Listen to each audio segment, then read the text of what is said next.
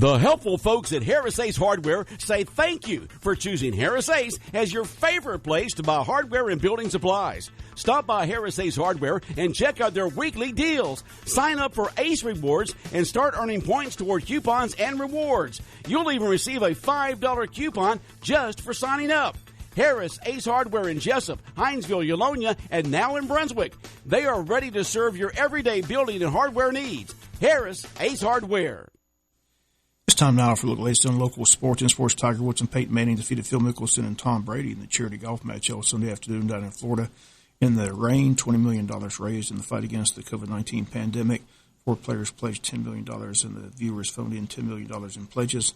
During the telecast, some SEC banter back and forth with Justin Thomas and Charles Barkley commentating the event. Barkley from Auburn, Thomas from Alabama, Manning from Tennessee. They asked Peyton why he wasn't wearing red like his playing partner Tiger Woods on Sundays. Peyton says, "I'm not wearing red like Tiger because that's Georgia Bulldog colors. I just can't do that unless you want me to be sick on the first hole." Peyton says, "I'm not going to let Kirby Smart get a picture of me in red and black for his social media accounts." Barkley said, "You're a smart man, Peyton. I agree. I would never wear red any time." Peyton answered, "I'm smarter than I look." That SEC rivalry runs deep. It was on full display this past Sunday during the charity golf match. Barkley had a bogey challenge as his goal was to simply bogey the 18th par 4 hole, but he failed to do that as he shot a 6 on the last hole. 6 million viewers watched the match. They say that's the most watched golf telecast in cable TV history, and they've been televising cable golf for many years. PGA set to return in 2 weeks at the Colonial in Fort Worth, Texas, the Charles Schwab Invitational. Again, no spectators, but the pros teed up in 2 weeks. In the big news last week from the Georgia High School Association, as they will reopen sports activities on June the 8th, after Executive Director Robin Hines got the thumbs up Thursday afternoon from his Board of Trustees in a 50-minute meeting conducted electronically. High school teams and athletes in all sports can resume restricted voluntary workouts under their coach's supervision. Hines says Thursday evening is time for us to get back to a sense of normalcy. These kids have already been away from their fellow students for 2.5 months. They've already missed proms and honor nights. They're ready to get back, and that's been made clear to him by the hundreds of emails he's gotten from parents saying, "Please let our kids get going." Hines says it's time to get going. He acknowledged that everyone will not agree with the decision. He's ready for the critics. He also says there are still health risks posed by the COVID-19.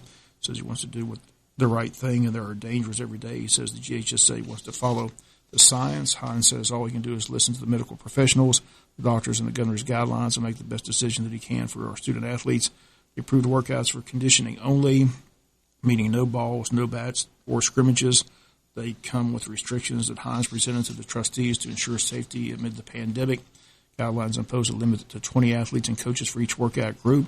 Participants must maintain social distancing, and mask or face covering is recommended. Hines guidelines ban the use of school showers or locker rooms. Weight equipment must be cleaned prior to and sanitized between each workout. Hines proposed a resumption that would begin a week earlier, June the 1st, but trustees argued that a week after Memorial Day would be too early. Hines conceded his disappointment with the delay, but consented with the June 8 date. And Georgia will not be the first state to resume high school sports, as Iowa announced the start of baseball and softball practices on June the 1st. Georgia's official mandatory practices date is still set for July 27th for football and August 1st for all other sports. NASCAR on Monday suspended three crew members of Denny Hamlin's team because of a piece of the car fell off during the pace lap before the Coca-Cola 600.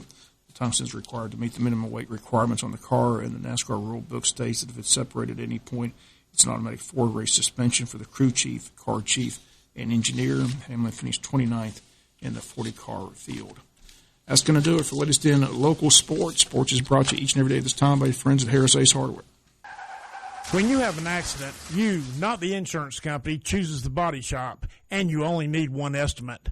All you have to do is call Jerome Riles at B&C Collision Center in downtown Scriven to deal with the adjusters and insurance company.